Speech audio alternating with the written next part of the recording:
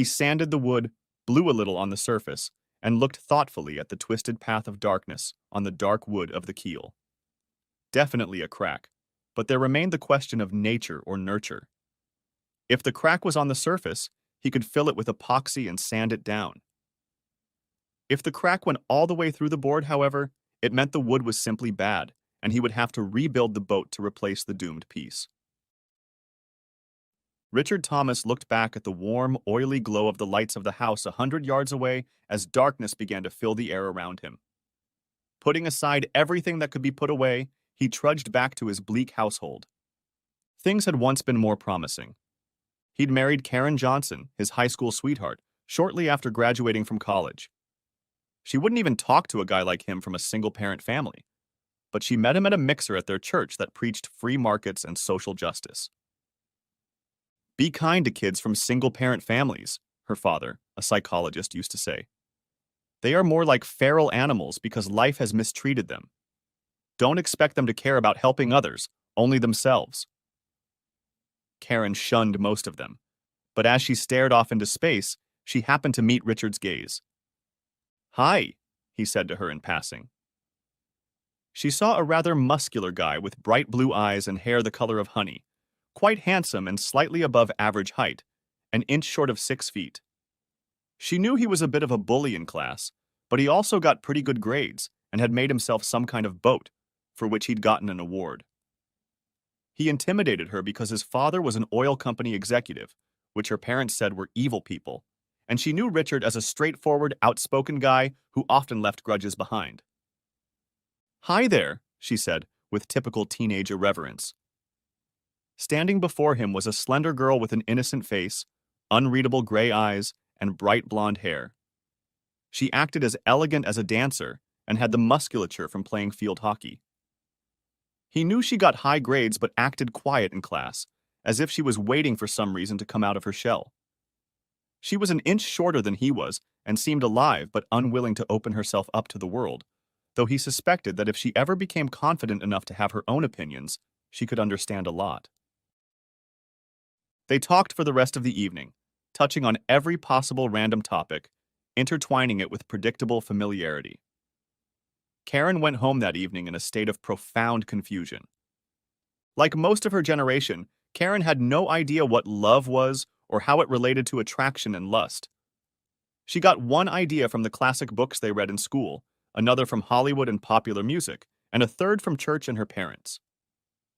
In the movies, a beautiful man and a beautiful woman would meet in some awkward situation, then start arguing in what her psychologist aunt called codependent relationships, but eventually end up in bed together and discover in the morning that they were in love. The books she was assigned in school praised men and women who escaped societal pressures to remain virtuous and then met their true love and companion in the midst of selfless labor. Her parents emphasized finding a man with a good career who wouldn't destroy the family, but wouldn't treat her unequally either. She'd never seen Richard as anything but one of the kids she'd leave behind with the rest of middle school, but she sensed something that might have been a desire to make him love her, approve of her, even desire her. Karen and Richard had started dating in their last year of high school, that bittersweet time when people realize that approaching adulthood will destroy old friendships and loves. She knew that Richard scared her too. One day in history class, the teacher noticed that most of the students were catatonic or asleep, and pounced on Richard with a question about Hitler and Stalin. "Tyrants confuse what they are with what they could be," Richard said. Stalin, a former bank robber, confused power with importance and turned his country into a bureaucratic dictatorship that killed 30 million people because of his incompetence. Hitler, an artist, confused his popularity with moral rectitude and started a war that devastated his country. A good leader rules for the sake of his people, not for his own power or self-importance. The teacher furrowed his brow. Half the class shuddered. "What about war crimes, genocide, and oppression?" Richard grinned. "History is written in blood, brutality, and extermination because it's the only signal that wakes people up. Otherwise, they just follow their own inertia. Hitler was like Robespierre, a true believer who ended up executing anyone who disagreed with him because he needed to believe in the truth of his ideology. Stalin was more like Genghis Khan, a glorified outlaw or Third World warlord who knew his ideology was bullshit and as a result was able to survive, mostly by sacrificing others. They're almost as bad as our current leaders, who are doing the same thing to us, only slower. At that moment, Karen realized there was something about Richard that she couldn't tame. She liked domestic men like her father who followed the rules. When her mother had needs, he met them. And if he disagreed, he bit his lip and grudgingly complied. Her parents were equals and discussed every decision together. Richard compared to them was like some wild animal that acted purely on instinct and the dictates of his heart, and she knew it was impossible to control. But she also knew in her gut that he was the only man she could ever truly love. "You need to date other boys," her mother Beverly said. "You can't be involved with only one man your whole life. It will always be an unequal relationship in which he will have the upper hand. He has to know that there are absolute rules that he can't break. Marriage is like a small social group, where if you don't assert your authority, you will be forced to conform to what others want." And so Karen began putting her name out there and dating other boys. This made her moderately popular, and she ended high school on a high note. If Richard ever noticed her abilities improving, he never questioned why, or at least never said anything. Richard received a full scholarship to the same local university she attended, but Karen's mother decided to try out a wider range of partners. No one was fooled by her working late or bachelorette parties. The marriage disintegrated like a sparrow hit by a spaceship, scattering Karen and her brothers to different apartments on both ends of town with varying degrees of insufficient money. She finally understood what Richard had gone through, except that since his father was an executive of a major oil company, they had more money than her parents, a school psychologist, and a high school history teacher. She escaped the middle-class poverty and disorder in which she lived and married Richard. He got his first serious job, and they had children, Daniel, when Richard was still working at the entry level, and Kaya, Robert, and Suzanne after each of his promotions. Soon, they had a nice house in a decent suburb. "Are you happy with it?" asked Richard to Karen one evening. "I think so," she replied. "I'm not sure that's the right question. Are you happy?" "Happy," he said. "I don't believe that." He was reading to her from a book he'd been reading, his old favorite, which she'd never liked. "You're a bad driver," I protested. "Either you should be more careful or not drive at all." "I am careful." "No, you're not careful." "Well, other people are careful," she remarked lightly. "What's that got to do with it?" "They'll stay away from me," she insisted. "It takes two to have an accident." "Suppose you meet someone as careless as yourself." "I hope never," she replied. "I hate careless people. That's why I like you." "Each of us is responsible for our own happiness," Richard said. "It's about responsibility to your true self. You have to make yourself good to please yourself, and only then can you appreciate what life is really about." She looked at the man as if she barely knew him. "It seems bleak." "Not at all. It's just a realistic way of looking at things," Richard said, smoking his pipe. "Who you are, your work, and how others see you is not who you are. You choose who you become. Even love is a choice. As Siddhartha would say, external events neither please nor displease, but thoughts make them so." Time passed, and they both forgot about that conversation as a faded story.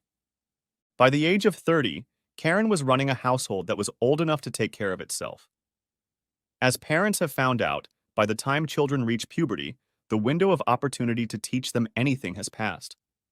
They enter adulthood, albeit at an early stage, and make their own decisions based in part on what their parents have taught them, to the extent that they trust their parents. Richard had moved from a job where he showed up and did what others told him to do to a business, which meant that he spent most of his time thinking about how to get his company into a position where it had enough money to acquire a stable market niche in which to expand. He now had 3 employees, 2 negotiators, and an office manager. The office manager, Sue Scott, came to him right out of graduate school. She had an MFA in creative writing, but found that the insular little community that endorsed the next big thing in literature had clear tastes, and she, who loved the classics and ancient texts, her undergraduate degree was in classics, for their timeless themes, wasn't going to make it in the world of the latest ironic styles and personality quirks. "What do you hope to accomplish here?"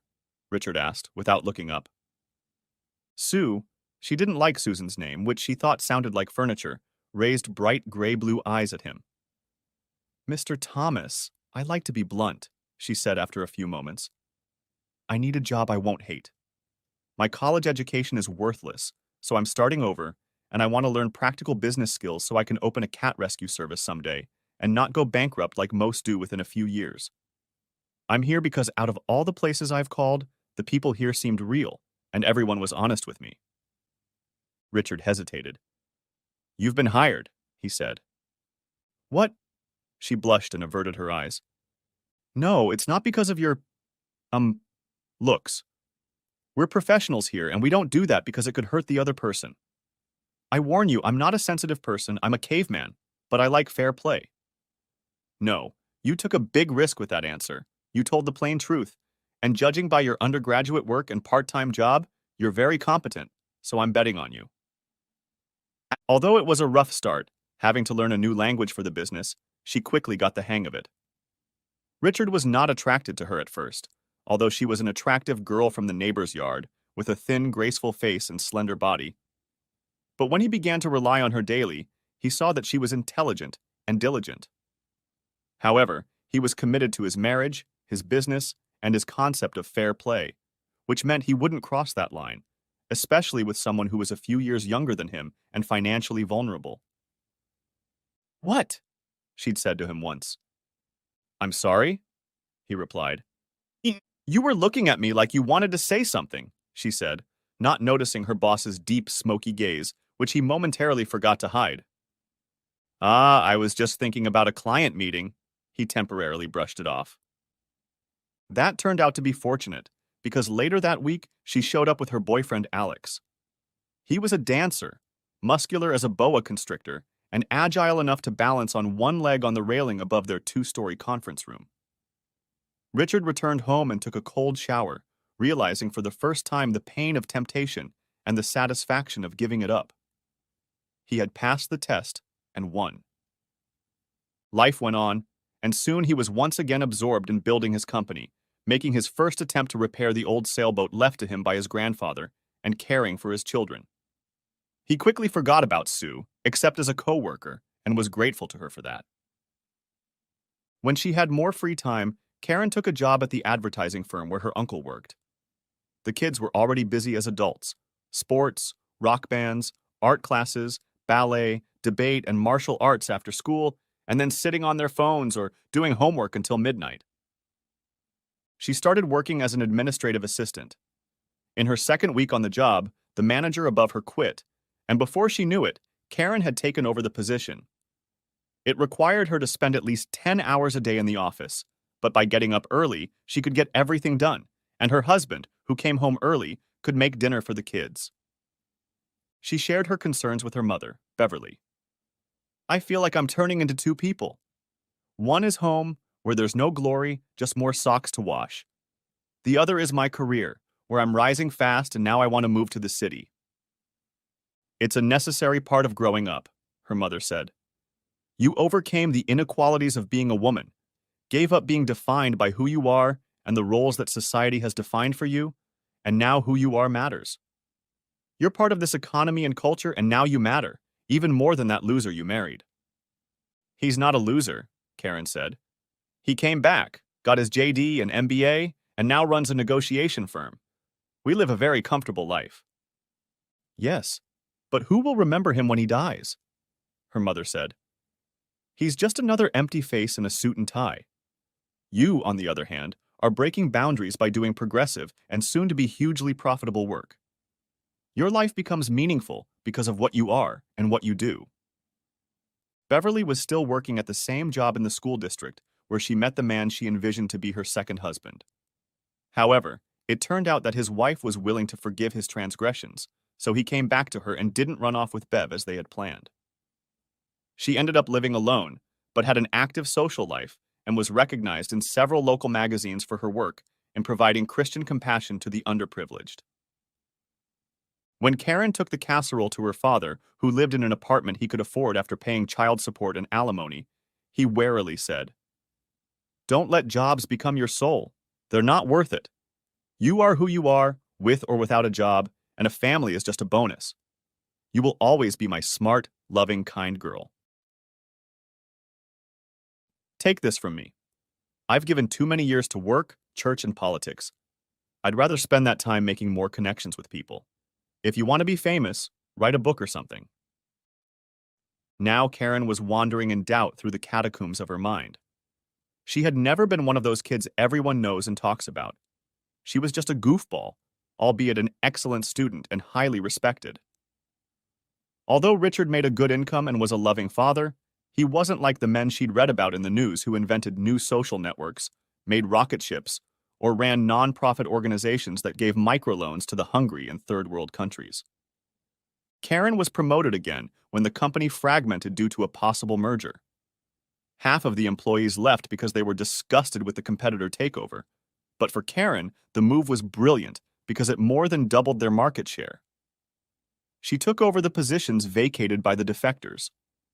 When she presented her ideas to her boss, Jeb Sheehan, he visibly brightened at the potential benefits of her new marketing direction, which combined sound capitalist wisdom with human rights activism, and insisted that she work with him directly. Soon she was spending more time in the office.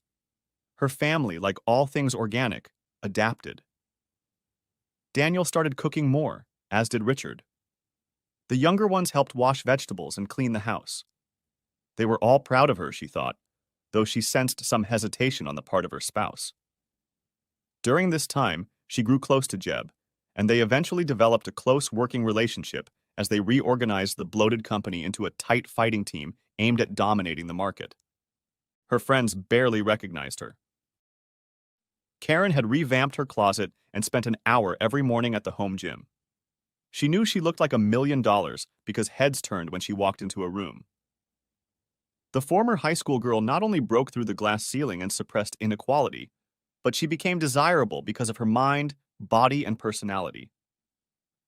Her family was relegated to the background, becoming a mere line in her biography. Richard observed this from the sidelines, having experienced it many times in his day job. Eventually, his mother left to become an executive vice president in Bangkok, but he never mentioned it to Karen. What was at first a nagging ache in his gut turned into heaviness, then emptiness, and finally confusion.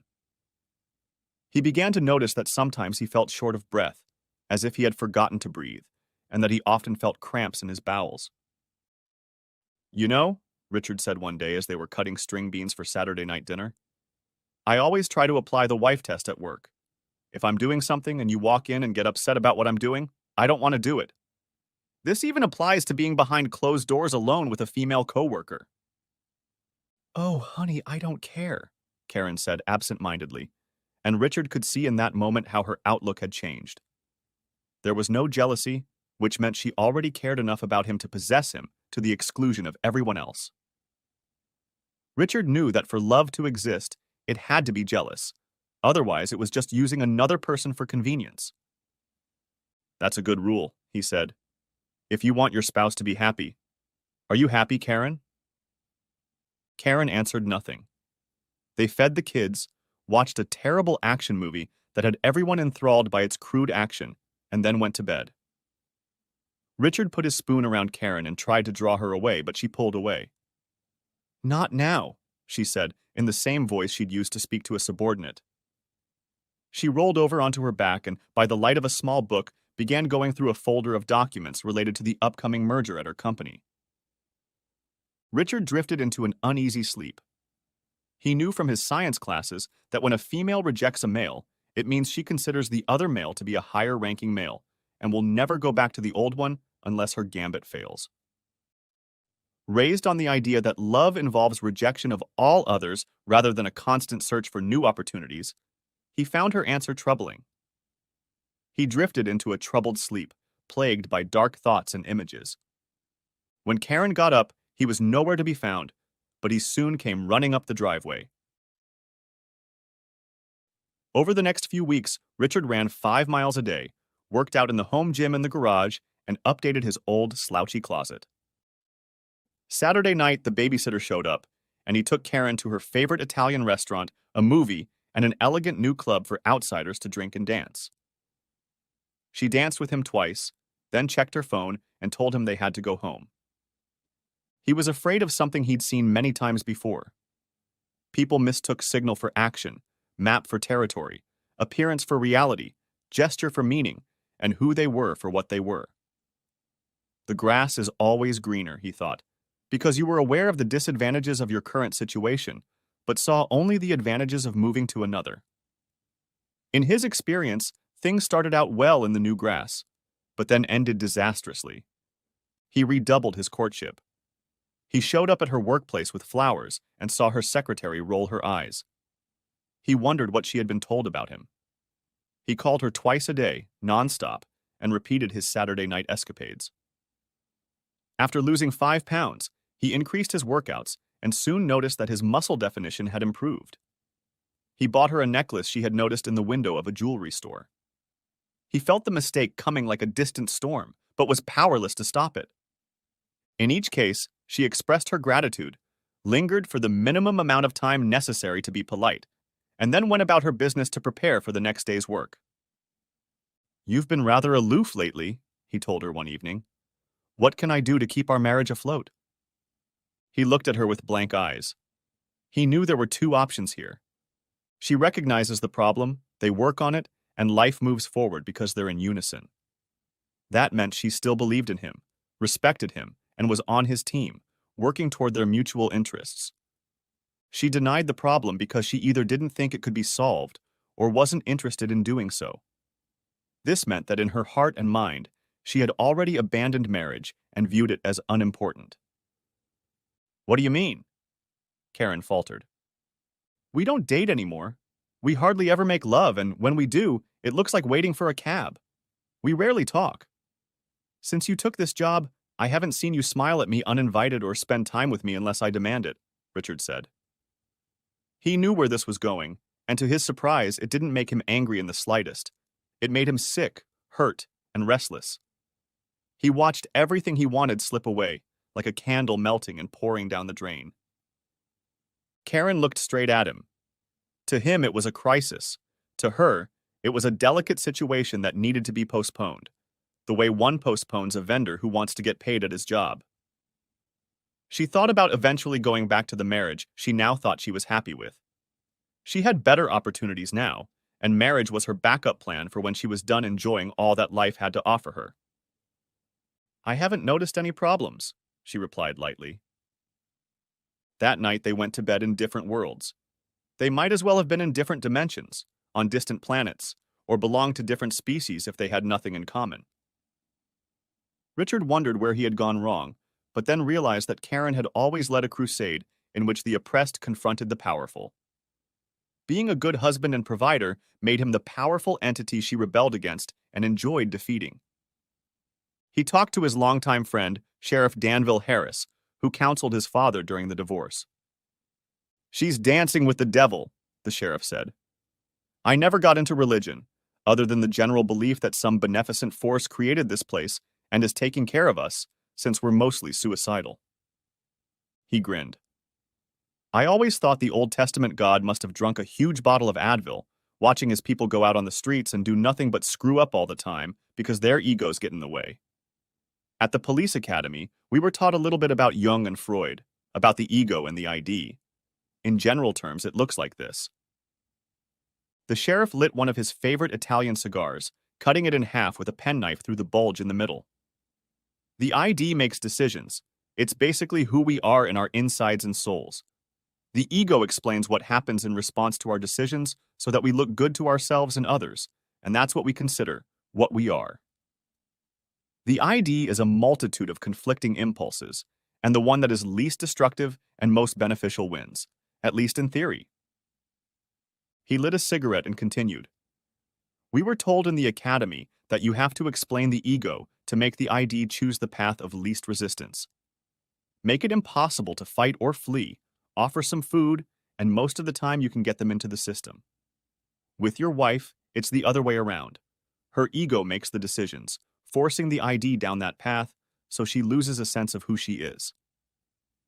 I guess the question for you, the sheriff said, taking a slight drag to reignite his fading cigar, is whether you want to fix it. After all, she has, as they say, shown you her ass. It's not just a superficial flaw, but something that has gone wrong deep inside her. Life is just a ladder. When you're going where you need to go, it's a hard way up. When you go somewhere wrong, it's a hop and a skip downward. She went down the stairs to the bottom and can't find the stairs to the top. Do you think she cheated on you? No, Richard said. Not yet. Physically. But in my mind, she's done, and now that I know it, I'll never be able to enjoy her again.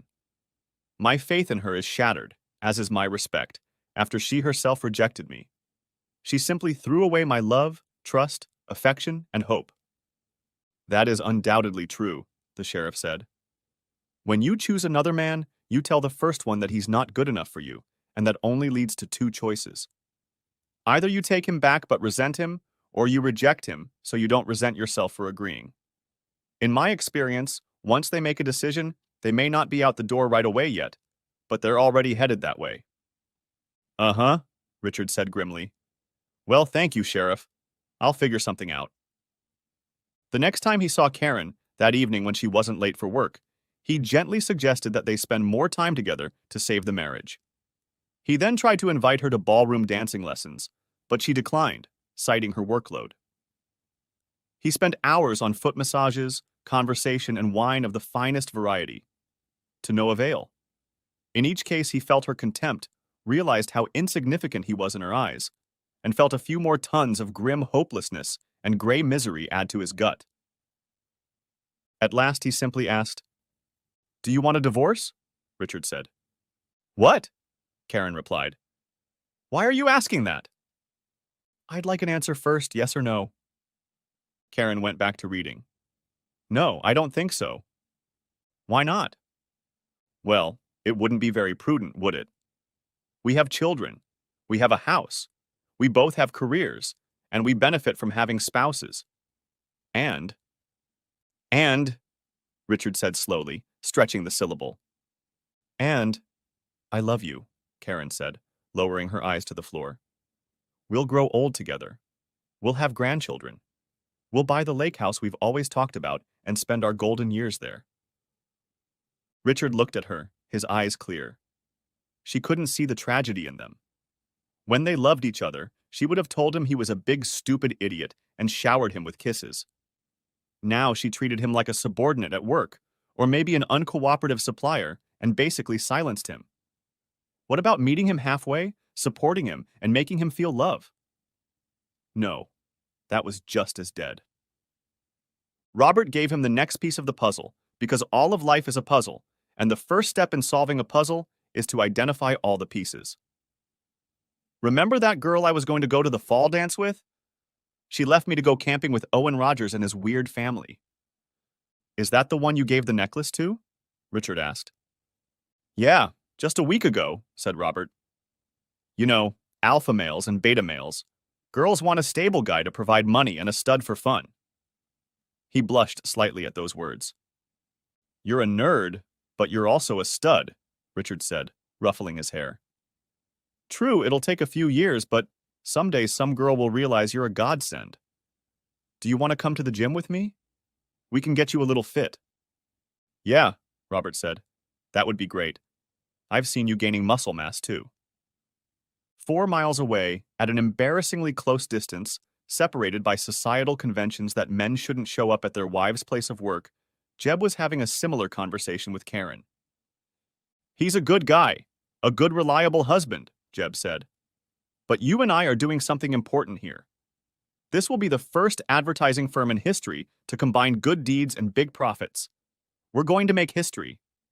So I need you, all of you, if you know what I mean.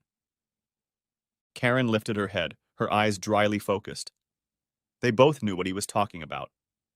Back at the house, Richard fed the kids, read to Suzanne, helped Kaya with geometry, and called Daniel, who was attending the state university on a full scholarship.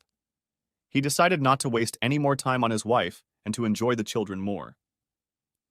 When Karen came home and went straight to the shower, bringing her phone with her, he shuddered in bed. His gut began to twist painfully, and cold sweat broke out over his eyes. He barely managed to sleep that night, though Karen snored softly like a purring cat. When he glanced in the mirror in the morning, he saw that his eyes were dead set and lacking luster, and their usual bright blue color had turned a dimensionless cobalt. He didn't recognize the expression at first, but then he remembered it from his high school volunteer project at the Veterans Hospital, where he'd met people who'd seen too much of war. They were the eyes of a man trying to contain his agony, unsure if at any moment the devil might spill out from within and leave a bloody wasteland in his wake. "Everything all right?" Sue asked him mid-morning.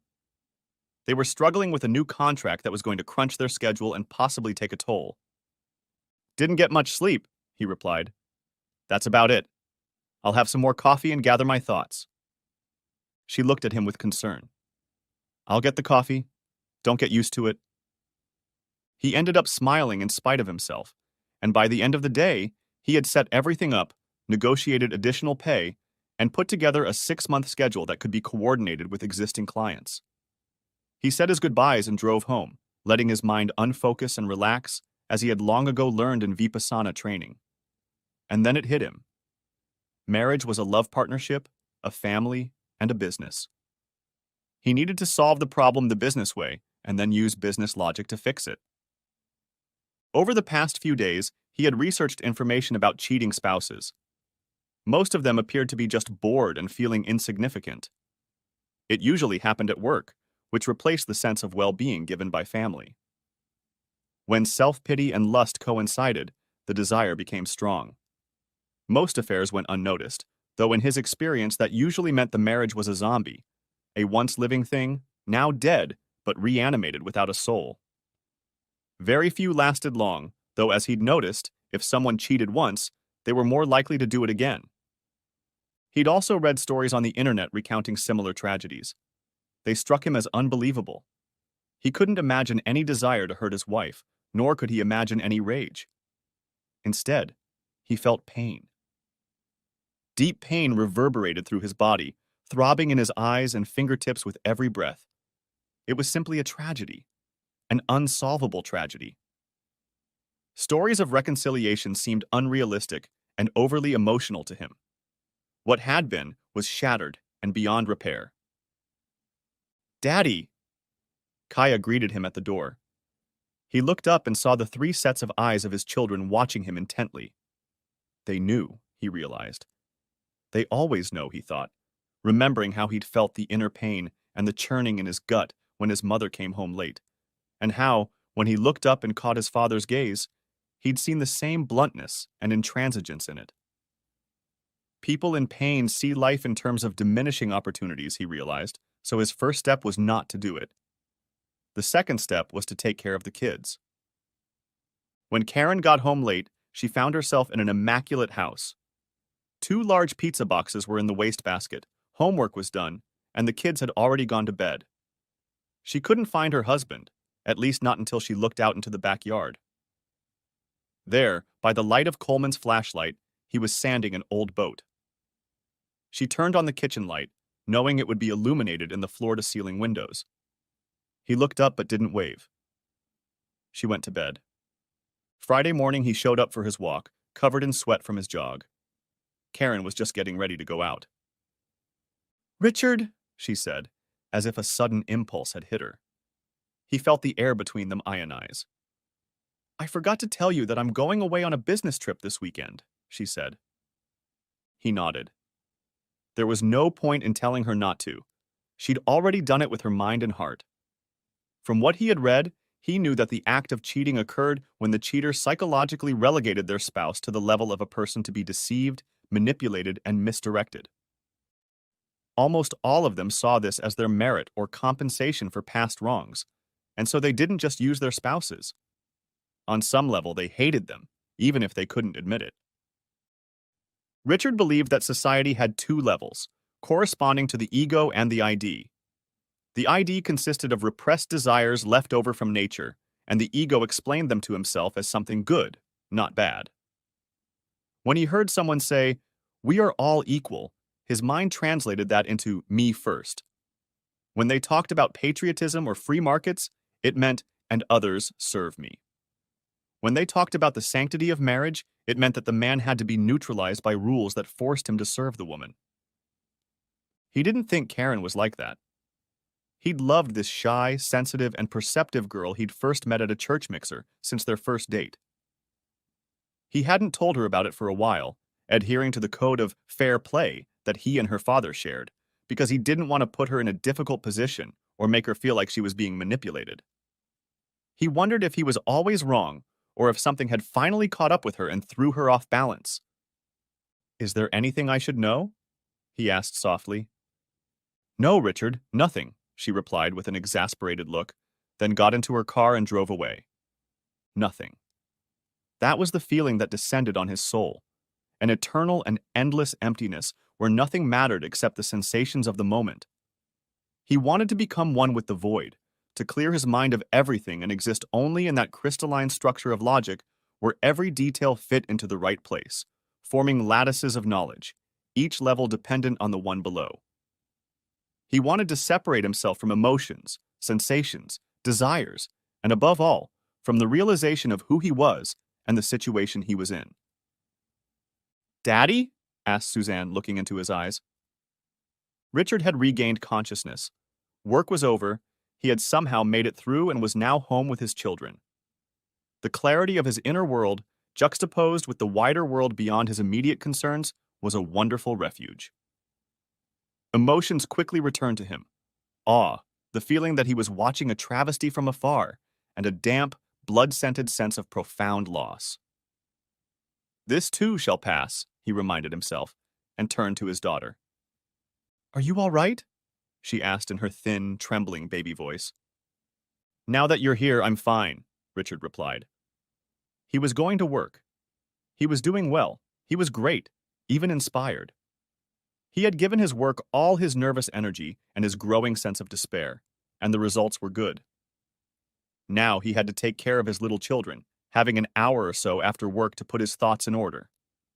Then he looked at his watch. It had been 3 hours already. "And I'm late for dinner," he said. "Kids, it's pizza time again." There were cheers of approval, and they sat down to a few rounds of a hopelessly violent video game for boys, while Kaya read and Suzanne watched, again, a cartoon about a duck who saved the world with a chainsaw. Or something like that. Richard was a bit distracted. The local pizza delivery guy recognized them well, mostly because Richard had tipped well in exchange for no small talk, and after a raucous pizza party, he tucked everyone into bed.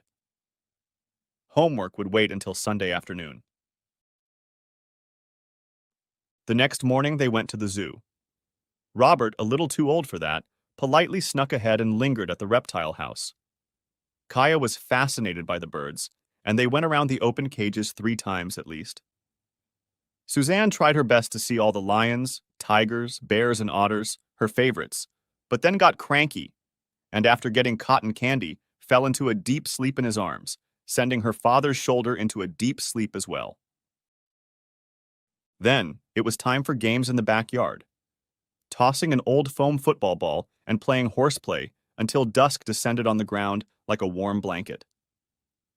Richard dug into his college memories and made a dinner of organic hot dogs, bell peppers, spaghetti, cilantro, and pasta sauce that had a little sour cream added to it to make it look like Alfredo. Then, they'd read or play video games by the fire he'd built in a pit in the backyard, while Richard continued to polish his boat. He looked out over the long backyard that stretched to the water of the 4th-grade canal they lived on. In a city bursting with waterways, he understood the benefits of having one of the posh homes in the famous lakeside communities, but he knew there was a price to pay for everything. Here they could live a normal life, know other normal people, realize their unique abilities while humbly enjoying others and their contributions. He knew that everything he did for the children, and if it killed him, he wouldn't let them live the way he lived. Richard never saw himself as a victim. He saw difficulties coming his way and would fall into a meditative state, which, oddly enough, he learned from his Methodist pastor as a child, to figure out what was really going on. How does the situation work? Once he understood the structure, mechanism, and process that formed the relationships between actions and consequences at every level, he could bypass the situation or make it work for him. He sighed, feeling mature and perhaps more mature than he had been that morning. Richard, from college a boy with a mop of hair, big muscles, and a lust for life, would have looked at this quiet existence and laughed, then crushed a few more cans of Milwaukee's Best and gone to raise hell. Or maybe not. Somewhere, Richard knew that's what he'd always wanted to do. He didn't believe in greatness and preferred an ordinary life in which his mind was clear, so that if he had the opportunity to make some great invention or go down in history, he could seize the day without mental confusion. On Sunday, they went to church. Richard felt in his gut that he believed in God, even if he distrusted any book written by man, because he understood cause and effect. The sky is dark at night, but dark skies can also be from the weather, a solar eclipse, or even the latest battle in Armageddon between the forces of order and fire. But if the world as a whole was good, there could only be one thing causing it, and deep in his heart, Richard had long ago found God and loved him, even if he hated organized religion as much as he hated politics and social media. He didn't bother to call his wife. Monday dawned bright and early, and he put the kids in the car to drive to the local Korean Montessori school, which was not so much Montessori as classical education with modern flexibility. When he went to school, the teacher's lounge smelled like coffee and cigarettes. Here it smelled like yerba mate and weed. But like most realists, Richard didn't really believe in those categories. Some hippies were nice, just as some oil company executives were decent, honorable people. It was a complicated world, more complicated than emotions. After leaving for work, Richard made friendly small talk and then sat at his keyboard, phone, and file cabinet for another good 10 hours before heading home. Sue cast a few wary glances at him, but he responded with a slightly absent smile that expressed pleasure in his work combined with determination. When you're a boss, you have to lead for the good of your people, and if you have to cheat them, it must be, without exception, in their own best interests, even if they don't know it, he thought.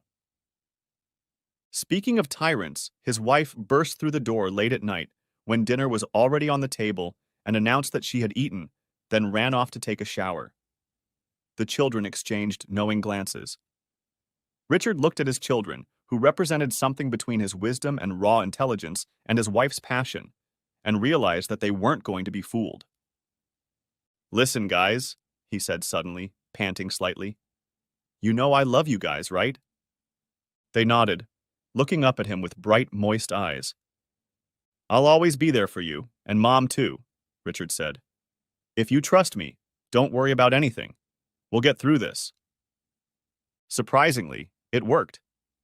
The kids, creatures of an age of innocence that peels off almost imperceptibly like onion skins, trusted the firm word of an adult who seemed to have a plan. He helped them with their homework, helped them with algebra he didn't realize he remembered, and then he put on his old fisherman's hat and headed for the boat. He wanted to take another look at the keel and saw with new eyes that the crack could well have been something the builders hadn't noticed. Maybe a knot in the wood or deep rot. He made a mental note to buy a replacement and then began to take the boat apart. Perhaps he could still lubricate and sand the replacement wood a little more so the seals would be tighter. As he headed for the trash cans with an armful of dead wood, he heard Karen talking on the phone. She was staring into the living room, oblivious to his presence, and he stopped to shift the pile of wood scraps he was carrying. "When I came back this morning," she said, turning slightly to shift the phone under his eye. She said and stopped. He looked up and saw her eyes in the mirror on the wall leading into the living room. She was looking straight into his eyes.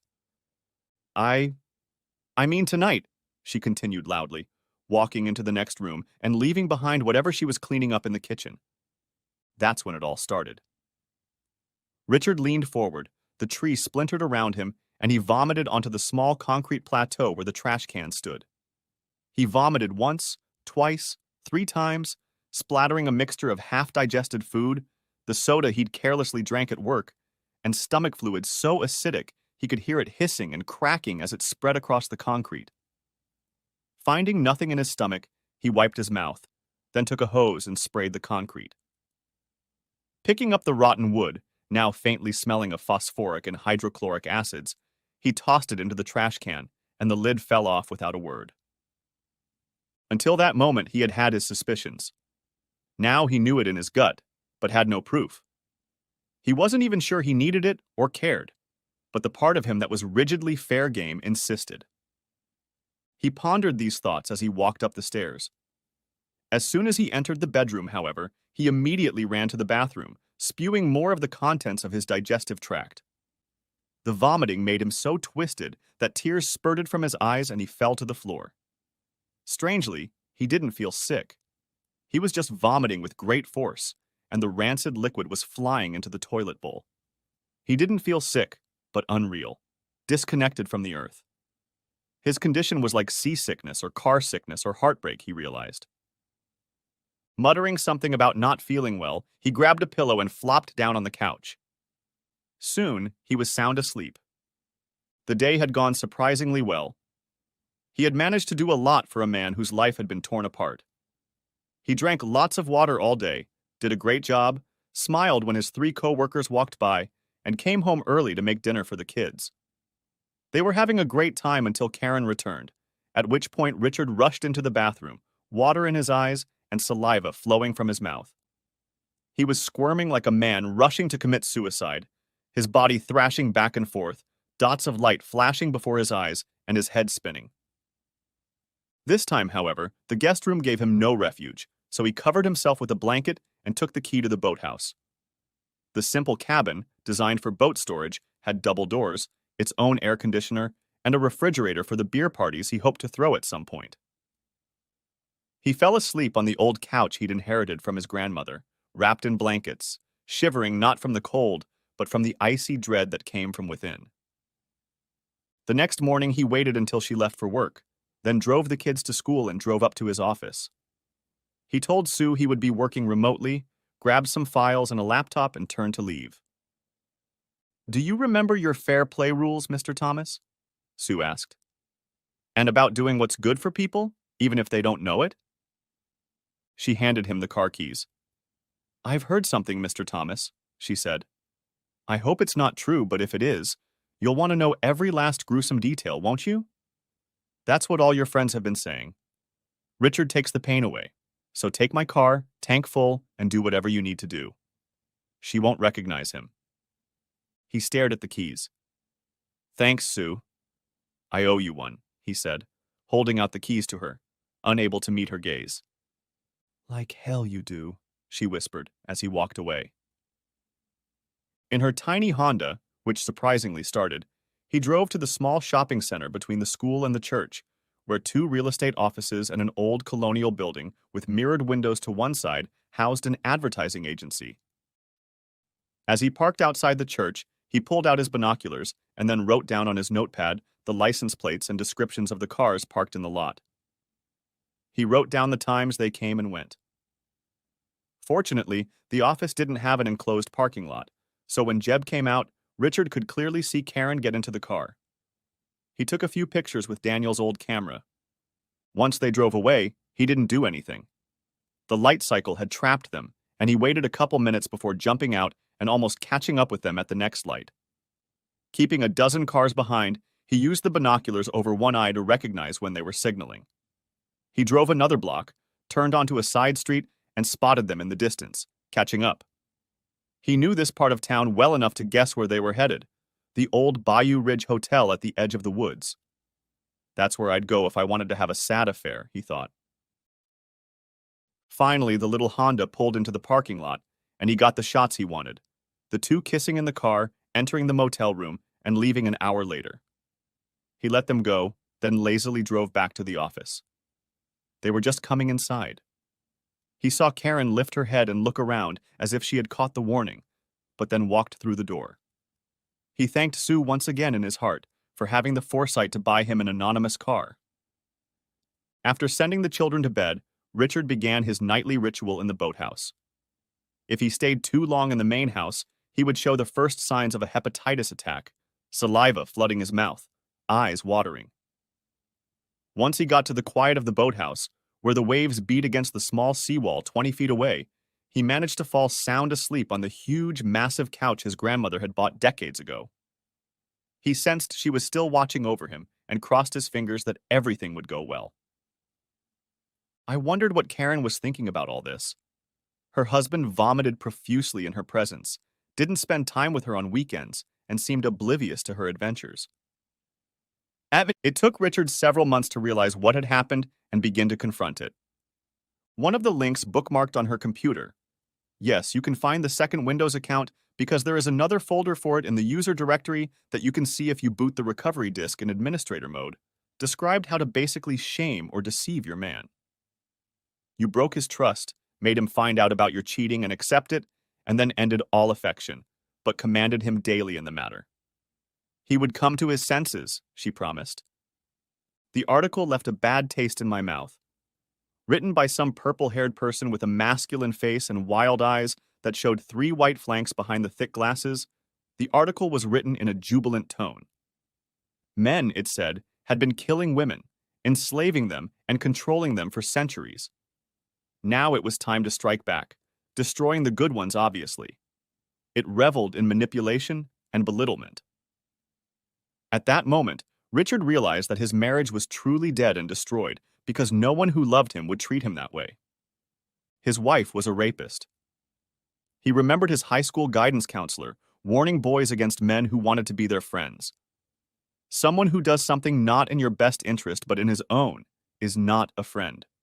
That's a predator or a parasite, or at least someone who wants to use you, and that's not love. That is never love. Get away from that person as soon as possible.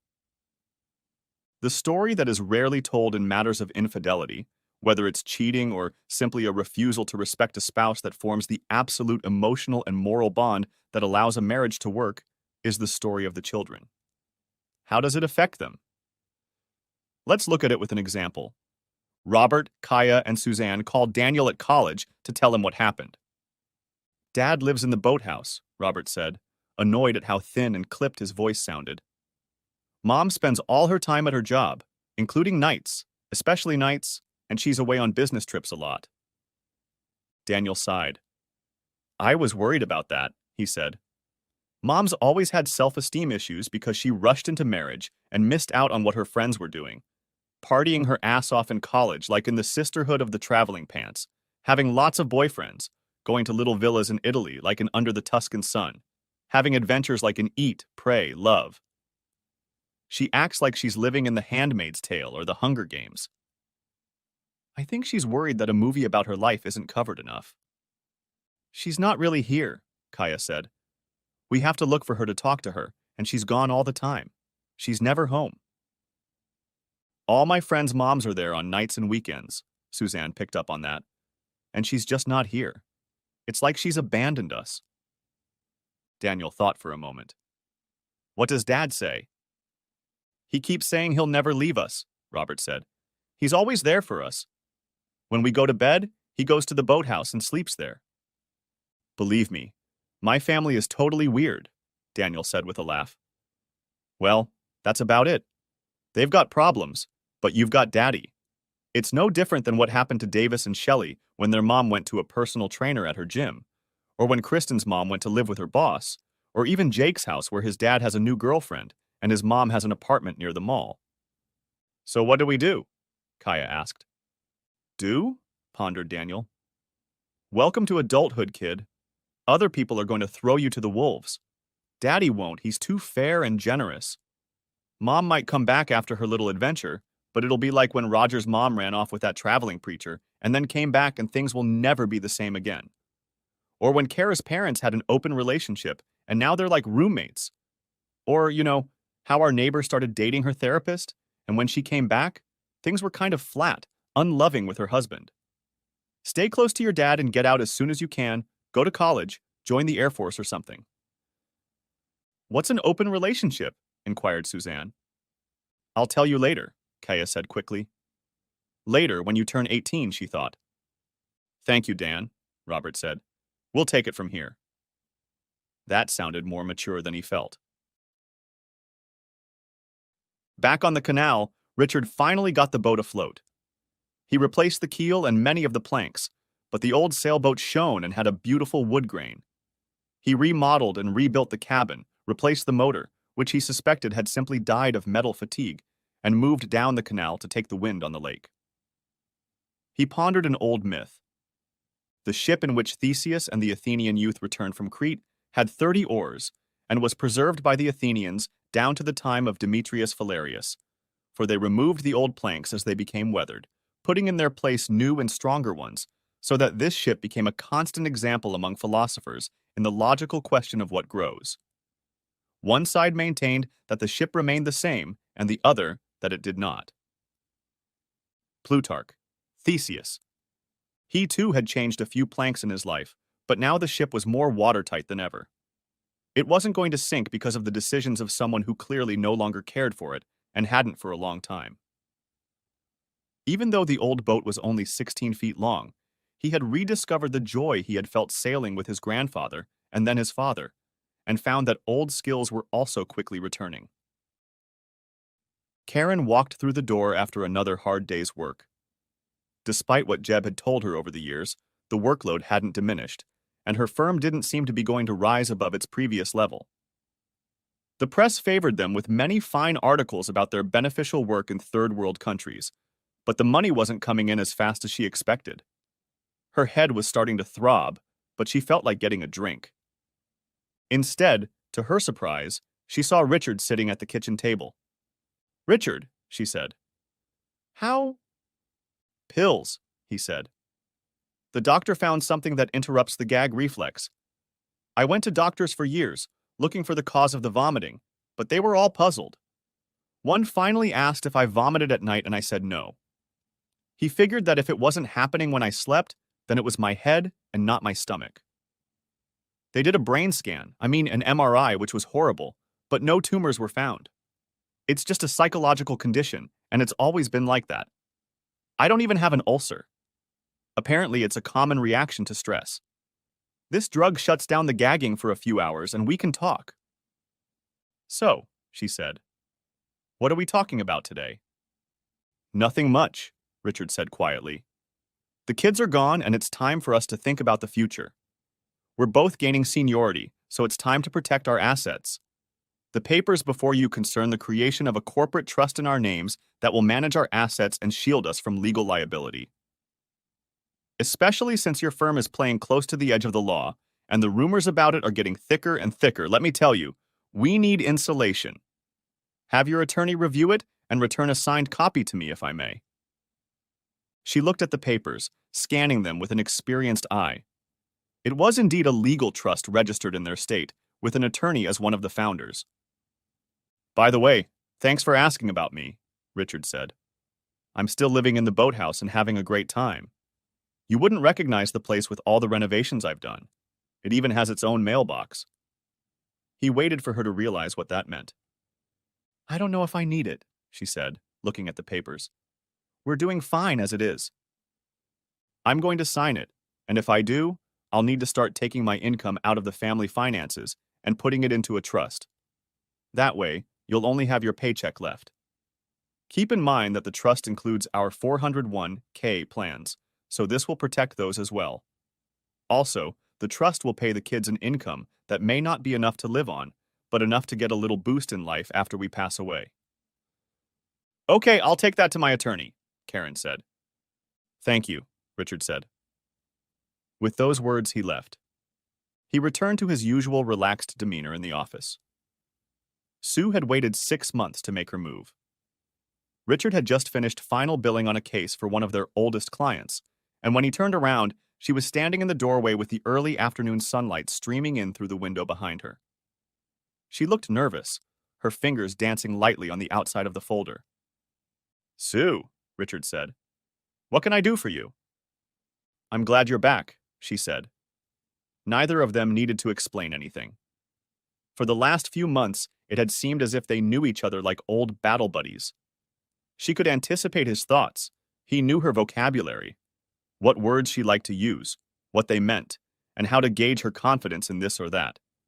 And she seemed to do the same for him. If only he had met her first, he reflected. But that was impossible, and he would never get his children back. No, this was just another dream. A pipe dream. Yes, what's done is done, he said. I'm actually over it by now. People on the internet were telling me I would experience rage, and I was experiencing sadness. People told me I would drink a lot of bad whiskey, but I still think it tastes like cough medicine. People said you'd never get over it, but if I had any revenge, it was this. I'm over it. Everything I do now, I do for the kids. What about you? Sue asked, raising an eyebrow. She was very glad to have her old boss back. Vintage horror movies, he said, then grinned, looking at her shocked face. Movies, Sue. I like old horror movies, from the 1960s through the mid-90s, because after that, everything goes to the Blair Witch or M. Night Shyamalan. Karen hated them and said they made her feel scared, like when her father and mother fought when she was a kid, so I just gave up. Put it aside. Now I'm catching up.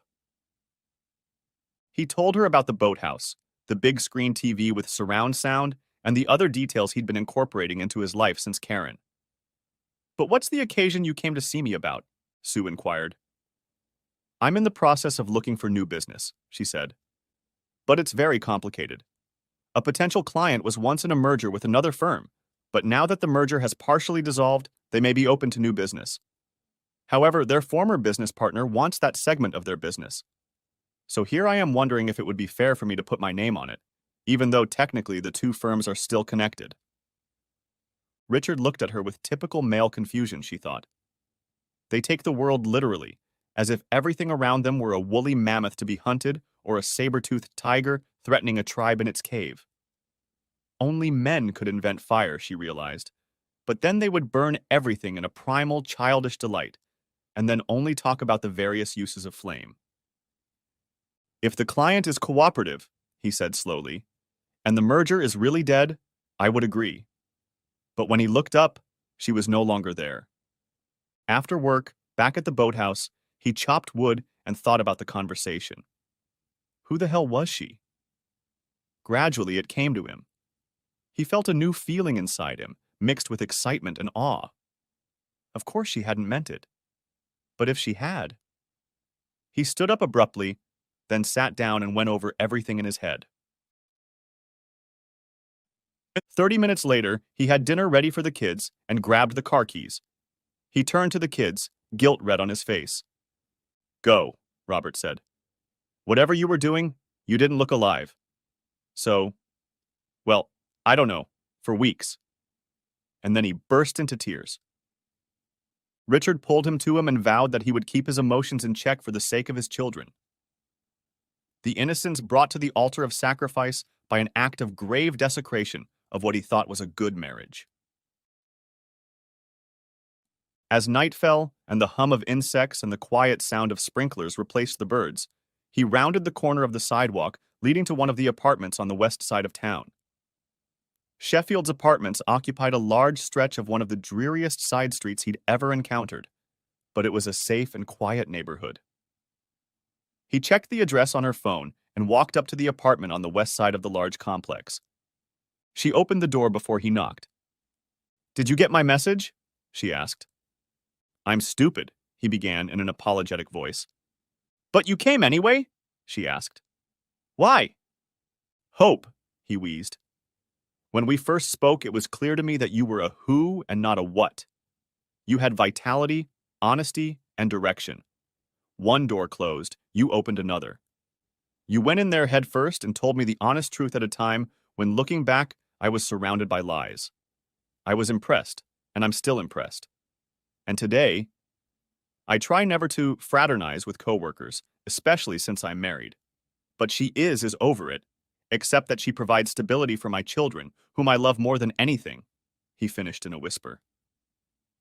Richard shook his head to clear it. I had hoped, not believed, that you were asking me what I would do in your situation. You conveyed the message, unless I misunderstood it, that maybe I wouldn't be the bad guy in this equation. And I was hoping, until I realized that what you said, if that's what you said, I mean, made perfect, flawless, bloodless sense. She held out some kind of soft drink to him. He took a sip. It was a Dr. Pepper clone from Costco, which is better than the real thing. He took another. Thank you, he said. What's done is done, and wherever I stumble, I'll never know if I ever do. Sometimes things don't go well. A storm comes and the chicks fall out of the nest, and you find them the next morning when it's too late. God's hand or an aimless materialistic universe? I don't know, nor do I think it's my purpose to know. But damn it, I'm delusional. You've always been in my thoughts as one of the most real people I've ever met. What about Karen? She asked. What about Alex? He asked. Karen sighed. And here you are making me admit the lie from the start. Alex doesn't like women, if you know what I mean. He's my ballet teacher. I do it as a hobby because I like it, I guess. I asked him to help put out the fire at the office because I saw the way you looked at me that time. And I knew. And I didn't want to be the other woman. And just like that, hope was lost. I see, Richard said. I guess I must have gotten it all wrong. No, she said. Things have changed. I won't treat your wife like an imbecile.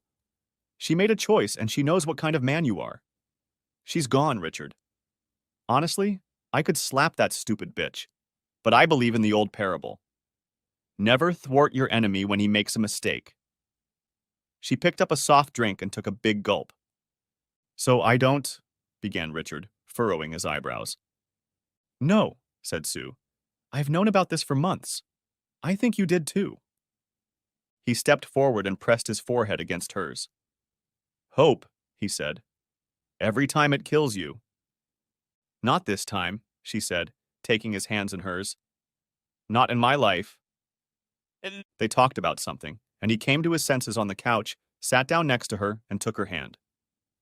This is unusual, but I'm an ordinary girl, she said. The last 1,000 years, maybe more, have been a mistake. There's nothing wrong in the rule book, but if you don't mind things happening slowly, we'll make it work. All the while they held hands. After a few hours, he turned off the engine and stopped the car, taking the risk of not waking anyone and just running across the road. It was the most magical night of his life. From the depths of darkness to the heights of a mountain, bathed in the sunlight of a spring morning. And not even a kiss. He'd held her until it was clear. What's done is done, and now they were conspirators on a mission of hope. A mission of faith, lost in a world of men intoxicated with power and obsessed with death. Could it possibly work? He fell asleep running that question through his head. She had set rules. Never in the office, never in public, and never in front of his children. They would remain a secret, but she was, as she put it, with a fierce look reminiscent of her Norman and Scottish ancestors, all work.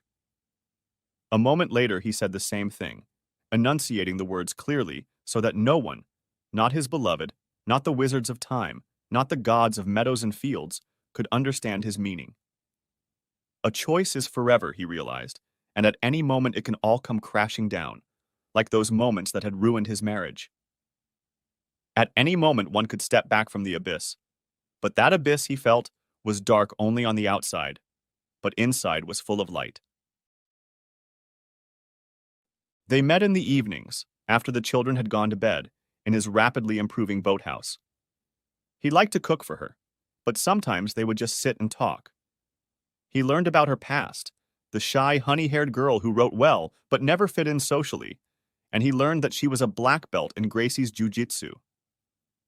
She elicited things from him that Karen never thought to ask, like how he spent his summers on a volunteer fire department in the Piney Woods. Their personal vocabulary grew, and with it, their affection grew. One evening, sitting on the couch and holding hands, they both realized the time had come. Not a word was spoken. They got up and went to the bedroom and got down to it. Eventually, he mustered up the courage to confess his feelings to her. It happened in a strange way, but I love you, Sue Scott.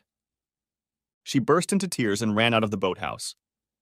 Richard raced after her, but she raised her hand, signaling that she had to go, and left. Depressed, Richard returned to the boathouse. How could he have riled her with what he thought was a positive thing? She was absent at work, not aloof or cold. She just wasn't around. He divided himself between work and furtively glanced in her direction. Questions swamped his mind, and he struggled to keep himself in check. Sometimes the good guys don't win, he remembered his father's words. When his work was done, he got up and mechanically headed for the garage. There he sat in the car for a few minutes, trying to comprehend what was beating in his head or maybe in his heart. He drove home to feed the kids and listen with a manly air to stories about soccer and math class, the boy who pulled his pigtail, Rotten, and the diorama of the Battle of Hastings. When they fell asleep, he crawled to the boathouse, as was his custom. She stepped out of the shadow of the wall into the light. "I can't do that," she said. "It would be like leading a secret life that no one can see. I can never be who I want to be, your wife and the mother of your children, and so no one can see who I am inside and why this choice is important to me." He wrapped his arms around her, pulling her against his chest and rocking her gently as she cried. The next day's work was as much torture as the day before. When Sue returned from lunch, she found a potted plant on her desk with a single purple flower peeking out from moth-eaten and sun-bleached leaves. Most women would have thought there had been some mistake and tossed the pathetic plant in the trash, but Sue knew the language of her new love and went to the corner store instead. While her co-workers watched with open mouths, she repotted the plant, scattering soil over the table, then trimmed the dead vegetation and watered what was left.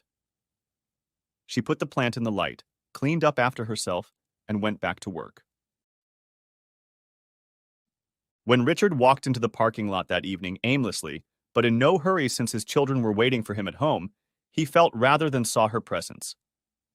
"If you want to leave, I'll understand," he said, surprised that it sounded more like a growl than the affectionate tone he'd planned.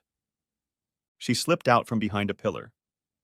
"It doesn't work in my mind," she said, "but in my heart it does. I love you, Richard Thomas, but inside I'm upside down."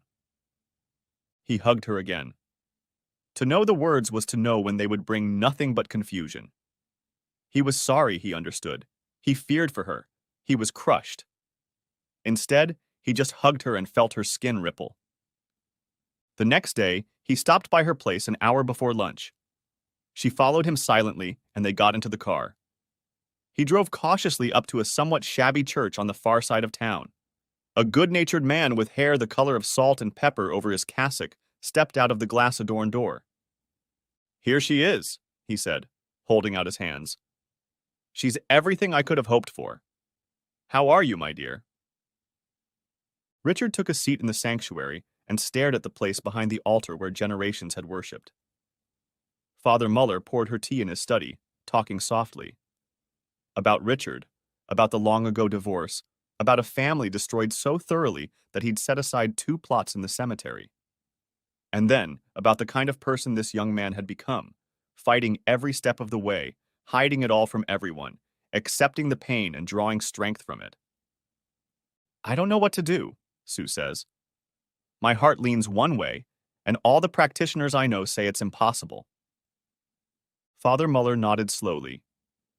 "If you were stranded on a desert island, thousands of miles from everyone you know, with no hope of rescue, would you be with him?"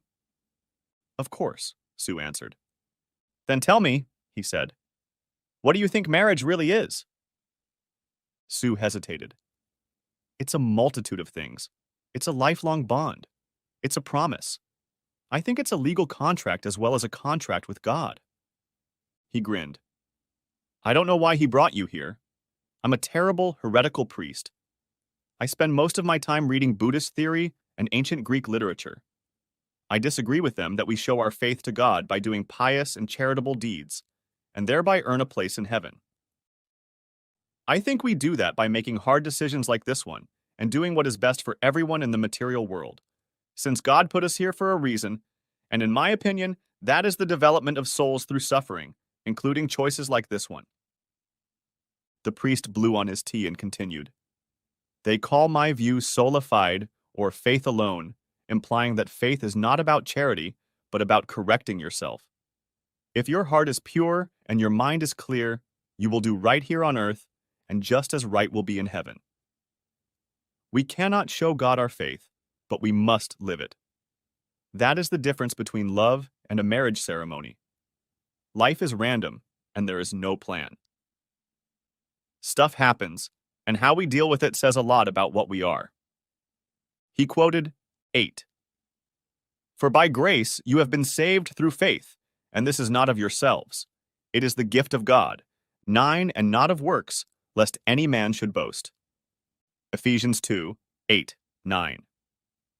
In other words, having religion is fine, but when it replaces practical, realistic thinking, it's a mental illness, he said. We can guess at what heaven wants, but it's clear that you both love each other very much and need to be together.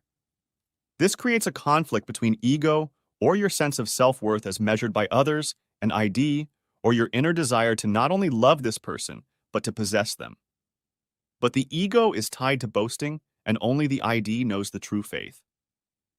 Father Muller sipped his tea and continued. That means that if deep down you love that person forever, then in God's eyes you are married. I think you're already married, by the way. And the rest of the species can shove their opinions where the sun don't shine. Besides, I have a few suggestions as to how you can get out of this situation. Thanking Father Muller, she joined Richard in the sanctuary. Together, they drove back to the office. Sue broke the silence. You're right. He helped me clear things up. It's my pain of not having a big white wedding where my family will finally see me as something other than a loser, and all my friends will oohing and ahhing, and I'll finally feel like I'm somebody. That's what makes me afraid. Time moved forward. The plant in her office grew. It was replanted several times, and eventually it became a small bush in the corner. Each evening, Richard tended to his children, and then went to the newly furnished boathouse and slowly made tender love to Sue. He bought her an emerald and diamond ring, made a new group of friends who knew her as his wife, and commissioned a business to buy an apartment where she lived with their rapidly growing brood. That weekend, she and Robert took a tin skiff with fishing rods out on the water, a practice his son had called fish hunting, even as a young boy, which amused his father and his fishing buddies immensely. I never want to get married, Robert said. Richard chose his words carefully, as he often did, knowing that children memorize every remark their parents make, casual or memorized, often for life. As he talked to his children, Richard realized that he was not only Richard, but he was a parent, a general or dad to his family, and he had to be right every time. Marriage is the hardest thing I've ever done, Richard says. But at the same time, it's one of the best things I've ever done in my life, if not the best. I got you guys out, and you're not mini versions of me in my mind, but your own people who carry on the best of what my mother and I had. But Mom's never home, Robert said.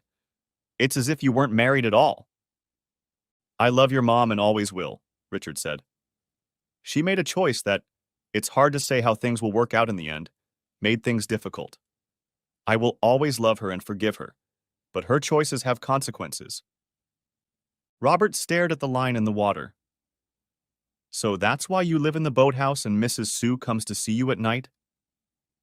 You can never fool them, Richard thought. Yes, that's so, he said. She's a good friend.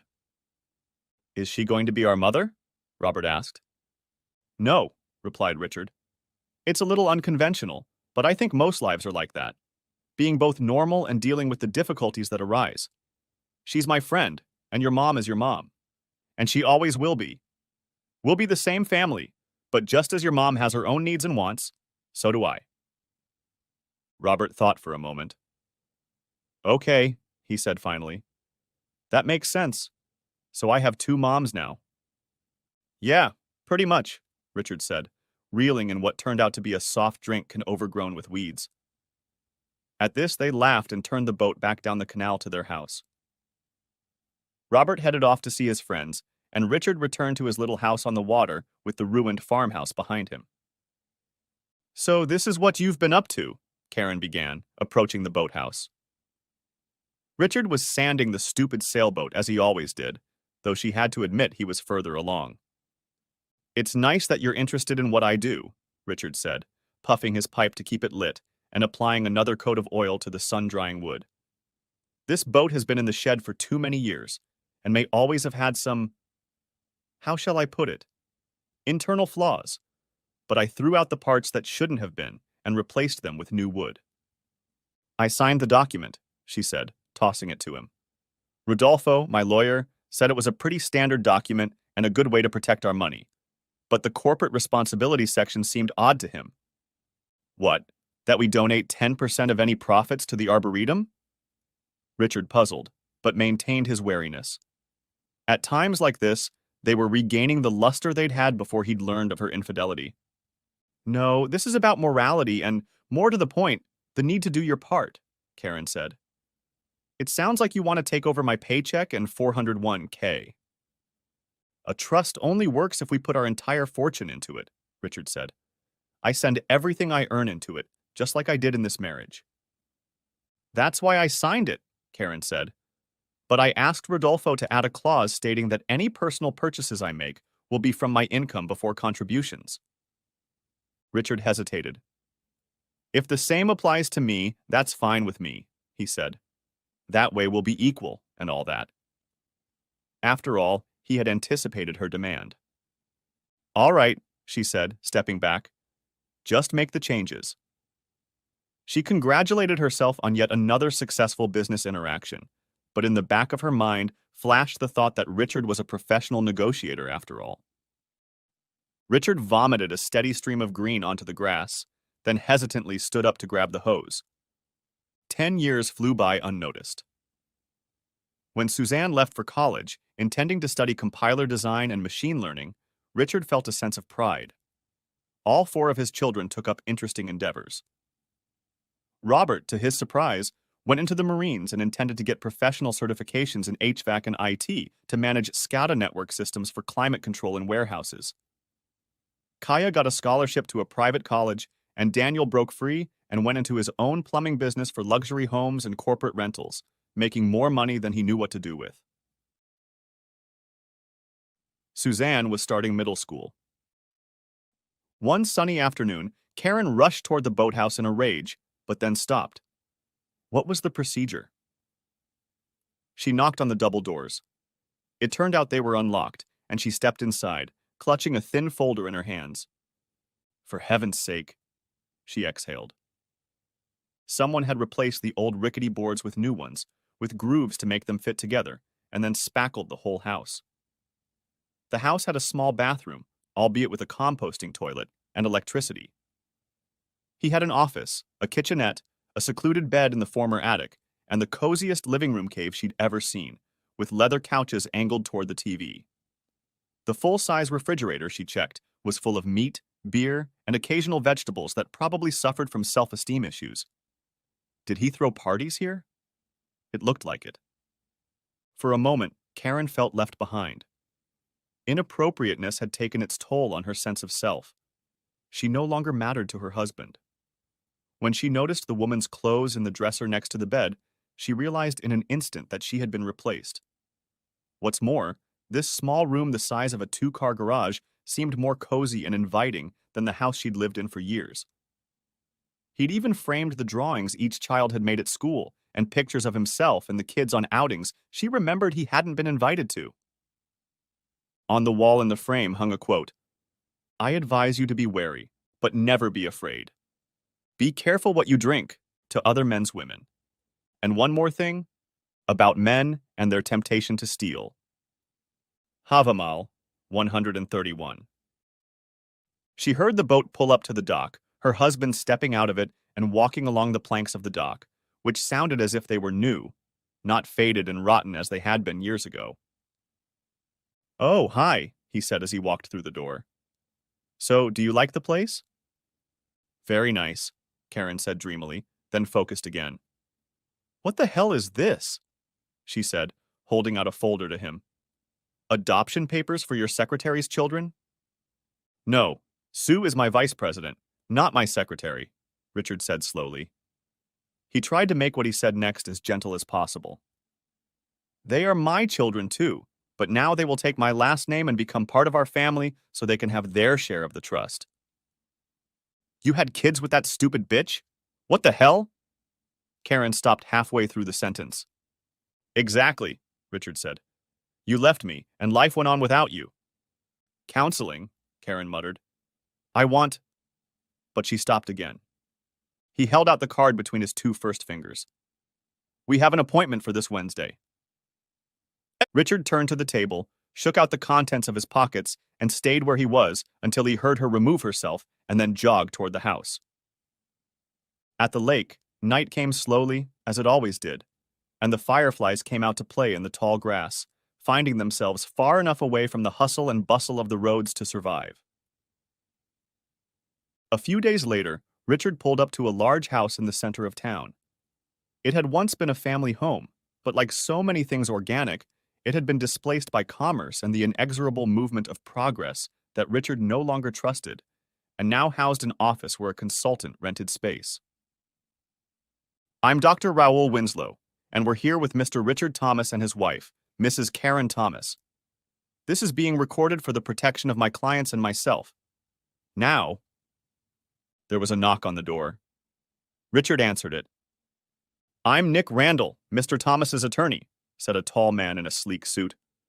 I'm here at my client's request to protect his interests and explain some of what's going on here. Karen looked at the three people in the room. She had chosen Dr. Winslow, a traditionalist Catholic with feminist leanings, because he defended women while supporting men's obligations in marriage to reconcile at all costs. Now the psychiatrist looked worried. Karen is here, Richard began slowly, and then switched to another topic.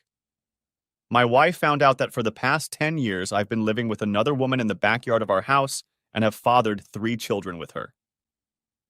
Holy shit, Dr. Winslow said, then regained his professional expression. And you didn't tell her about it because... She was busy and didn't notice, Richard said.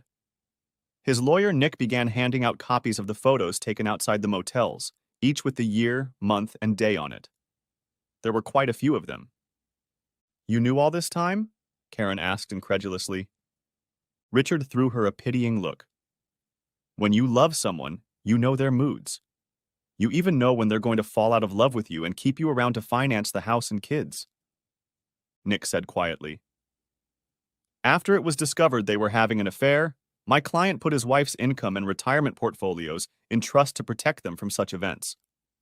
You'll notice there's a morals clause on page 3 of the agreement that states that any participant in the agreement who engages in publicly disreputable activities forfeits his share and is entitled to only a nominal payment of $25,000 per year. Dr. Winslow looked puzzled.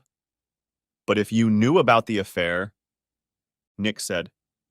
He knew she had done it once, but he didn't know she would do it again. Once she repeated the process, my client realized that his wife had forfeited her share, and furthermore, that she had violated the contract underlying the trust. As she continued to live in the house and spend the proceeds of his earnings on things for herself, he held out a sheet of paper that documented dozens of purchases. My client realized that, in essence, she wanted the contract to remain in effect if not for the spousal fidelity clause. He took a deep breath. That gave my client the legal right to seek similar life companions, and he began a relationship with Miss Sue Scott, with whom, as mentioned, he has 3 children, and is now seeking Mrs. Thomas's consent to adopt them so that they can bear his name and be considered in the eyes of the state as children born in wedlock. His decision to create the trust has proven to be shrewd, as we have credible information that Mrs. Thomas and Mr. Sheehan are using company funds for their long-running affair.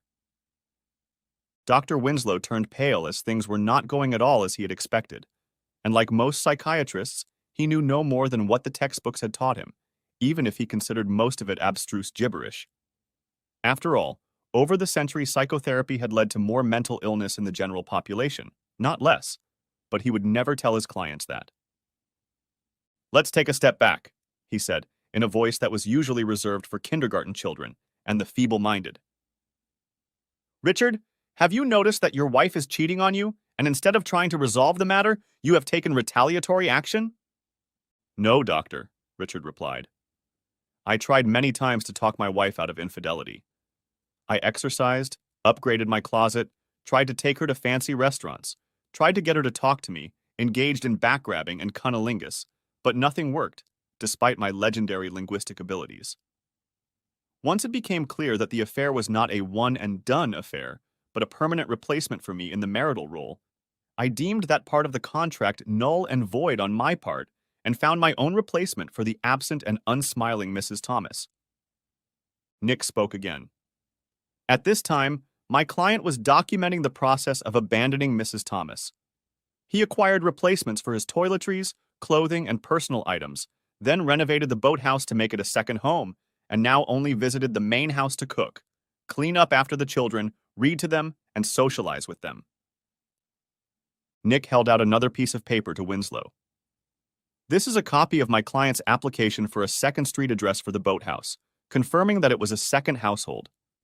Mrs. Thomas apparently didn't notice or care that he no longer received mail at the main house and that his property never changed its location.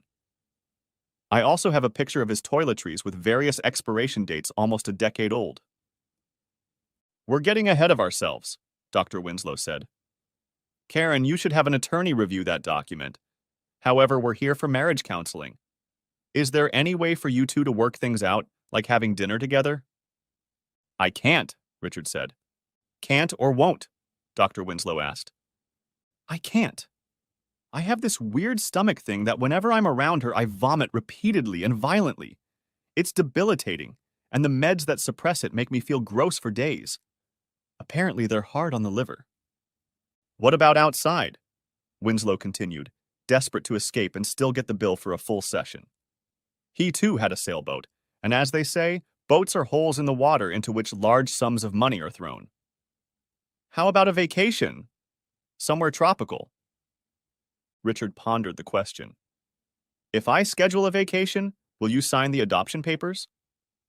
He nodded to Nick, who, like a consummate professional, didn't let his smile go from his soul to his face. Yes, Karen said. Then it's okay, Richard said. True to her word, Karen signed and notarized the papers, and the adoption process, encouraged by Sue Scott, who had understood the complexity of Richard's situation from the beginning, began its slow movement through the creaking gears of an expensive but mysteriously underfunded bureaucracy. Richard left his plane ticket under her pillow. He thought about putting away all the old expired toiletries and clothes, many of which hung loosely on him, but constricted his big new biceps and calves, but dismissed the thought. Instead, he went to the dock and launched the boat. Later, Karen picked up her ticket and smiled. Maybe it would all work out. She could have her cake and eat it too. However, when she arrived at the airport 2 days later in the morning, Richard was nowhere to be seen. Confused, she went through security, where she was only cursorily searched, and took a seat at the gate. Several hours passed, and as the plane began to land, she became nervous. Picking herself up, she turned around. Jeb, she said. It's nice to meet you here. Karen? He asked. She lowered her eyes and noticed he was holding the exact same ticket. I found it on my desk, he said. I thought you wanted to finally take that vacation we've always talked about. Karen smiled warmly. Let's go, she said. To hell with Richard and his little games, she thought. She'll have Rodolfo tear him apart when she gets back. Holding hands, they boarded the plane. The fish weren't biting on the canal, so Richard went to the house and changed his clothes. He called Nick.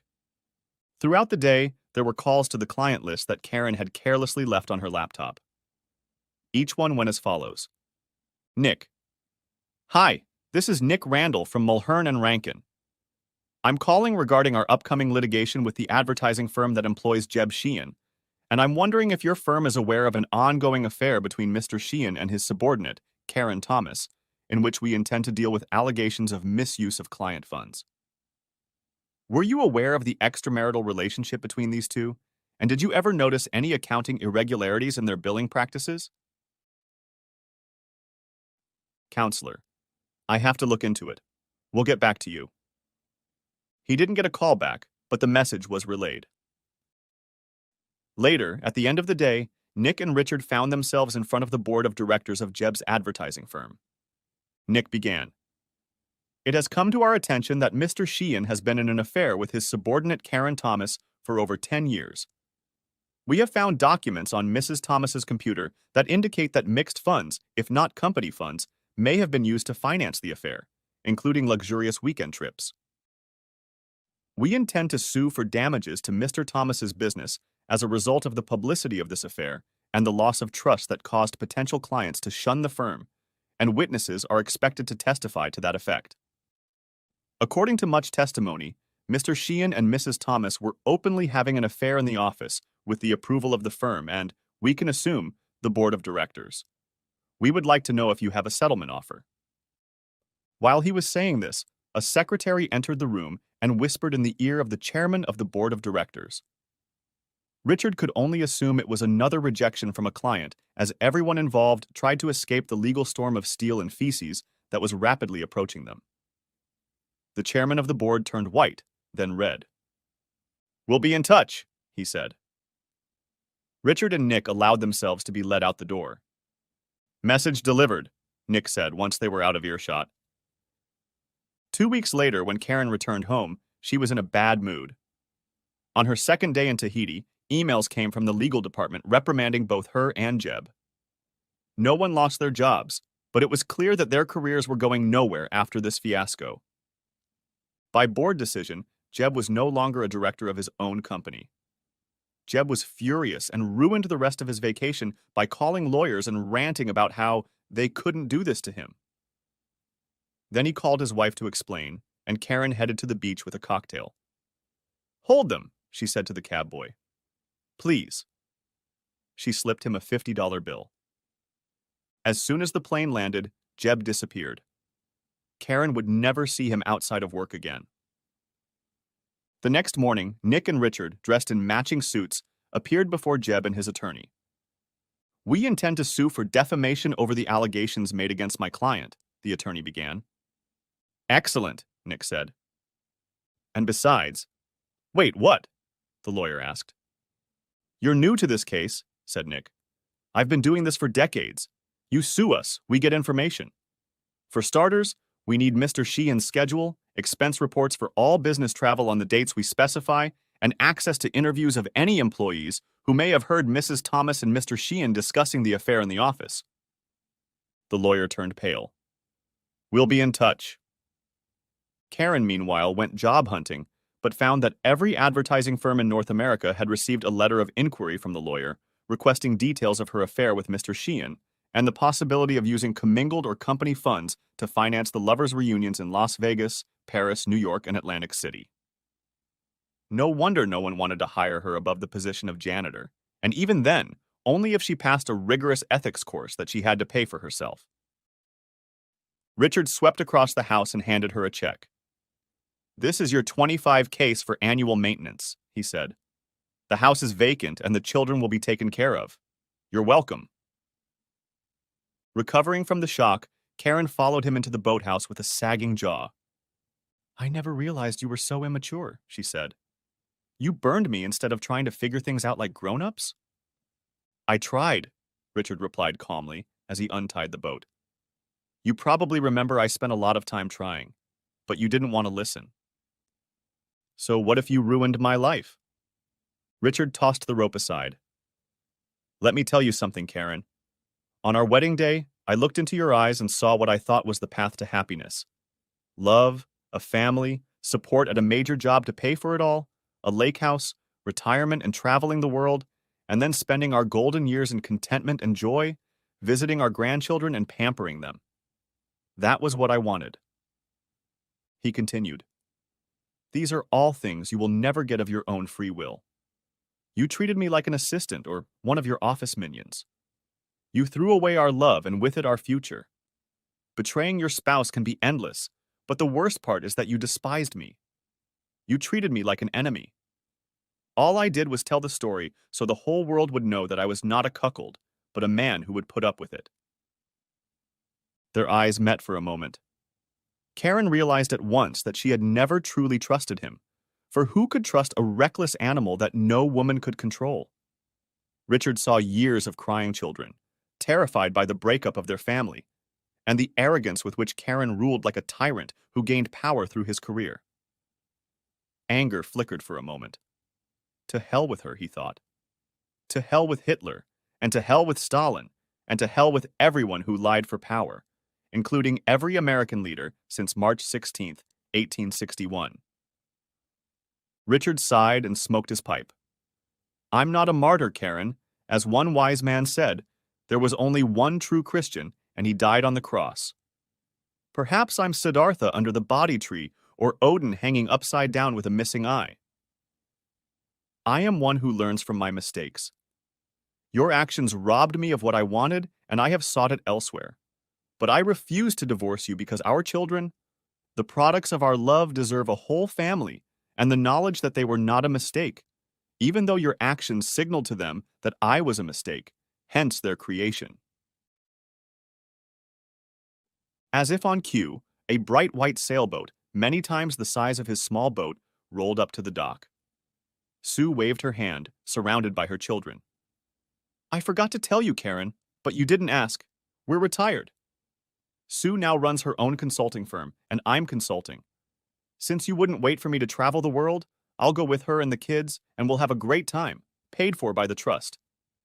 But it's not revenge either. It's just getting my life back after cheating.